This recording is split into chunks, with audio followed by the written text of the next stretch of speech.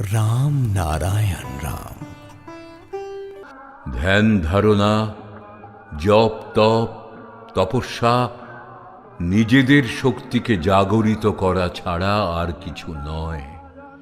আমরা খনির দ্রব্য হয়ে আছি, সোনা হয়ে আছি, শাস্ত্র হয়ে আছি, তত্ত্ব হয়ে আছি। আমাদের জানতে হবে, বুঝতে হবে সেই শাস্ত্রকে, সেই তত্ত্বকে, যে তত্ত্ব জানলে সব তত্ত্ব বুঝতে পারা যায়।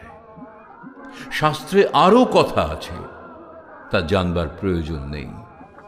আমরা আছি এই বিশ্বের মহাশূন্যে রূপান্তরিত অবস্থার মধ্যে।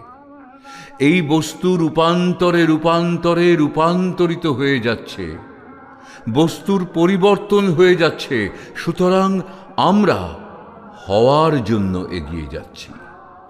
আমরা হয়ে আছি, আবার এগিয়েও যাচ্ছি হওয়ার জন্যে। এই দুটি কথা একসঙ্গে নিচ্ছি।